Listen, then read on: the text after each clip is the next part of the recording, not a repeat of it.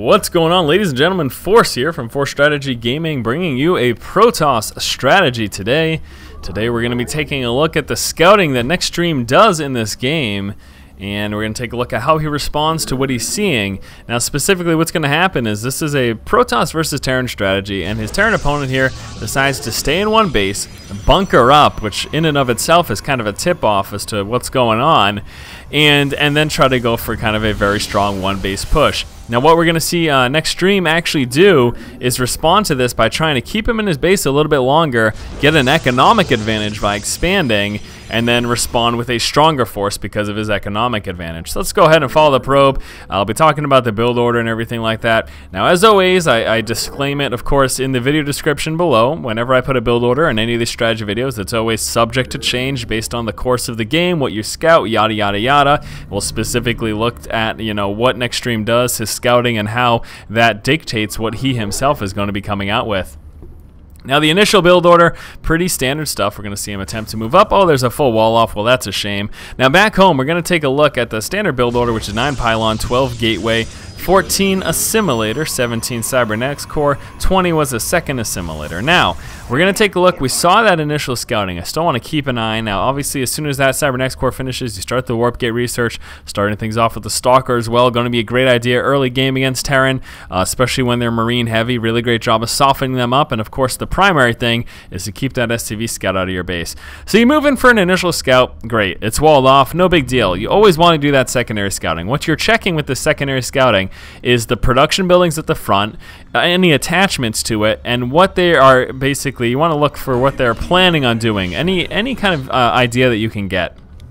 So we move on up, and what do we see? All right, still no attachment on the racks. So that tells you, well, it doesn't look like it's a bio-heavy push. What else do we see? A bunker at the front of the ramp. Okay, so this is a clear indication that the Terran opponent plans to stay inside of his base, and that he's either teching up very strong, like say going for Cloak Banshees, or that he's planning some very strong one-base push and is trying to buy himself some time against any early pushes. For example, if you were to try to move out with something like a 4-gate, that's something that in teching up to whatever the Terran player is deciding to do, a one-base Marine tank push, if he's trying to go quick Banshees, if he's going for a Marine Thor push, all sorts of possibilities. You see the 1-1-1 Banshee play as well, and opening up with a strong one-base push with that. All these things are possible.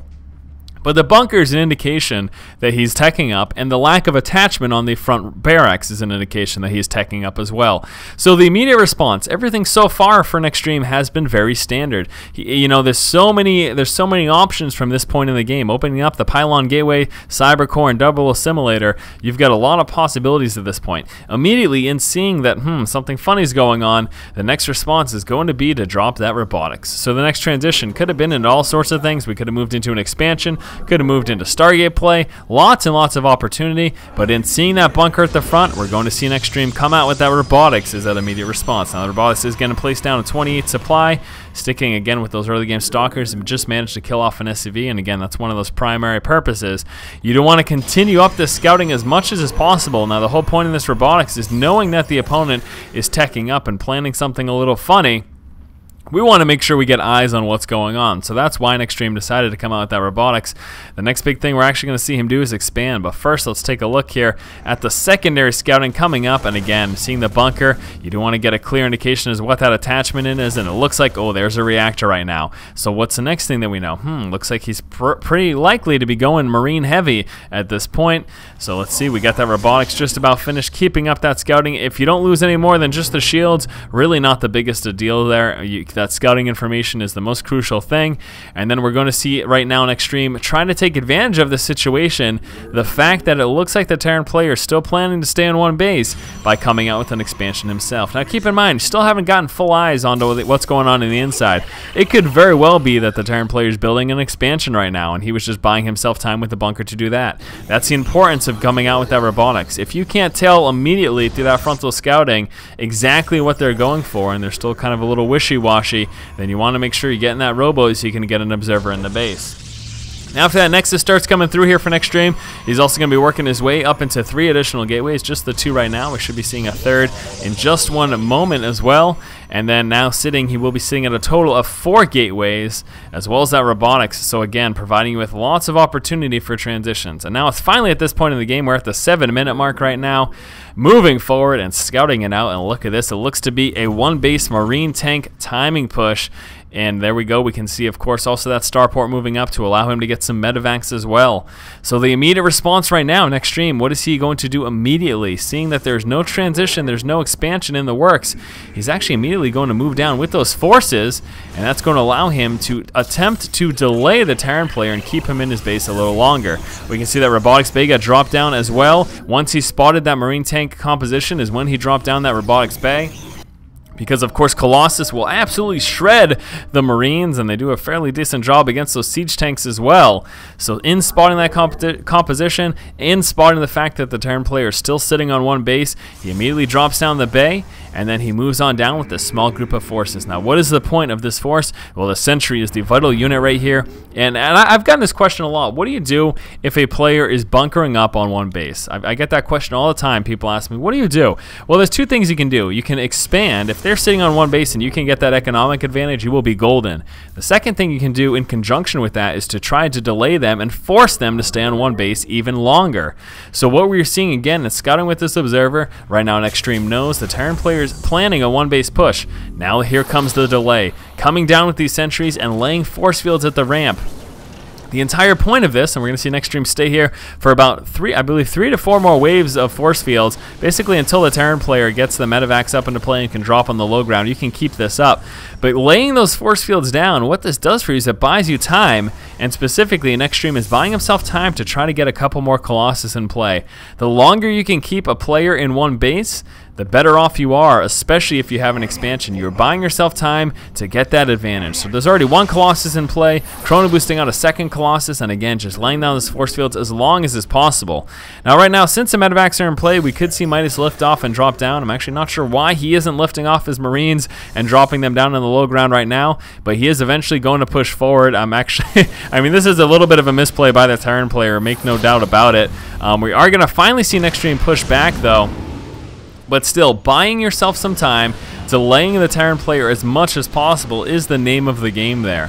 And again, we can take a look back here for Next Stream. He now has those 2 Colossus in play, has allowed himself to get a couple more warp-ins, and that's really the whole key there. So the main thing I wanted to focus on is, again, scouting the Terran opponent, seeing what he's going for, and then responding properly. So the first thing we saw is in seeing the bunker at the front, realizing something funny was going on, immediately saw that robotics come down. Finally scouting out the fact that he was playing and staying on 1 base and going with Marine tank, we saw the Robotics Bay go down to work up into Colossus. And then still realizing the fact that the Terran player was planning on a 1 base push, moving down with that small sentry force and trying to keep them in their base, even if it's only for 30 seconds to a minute longer. That's going to buy you some time for additional Colossus and a couple of additional warp-ins.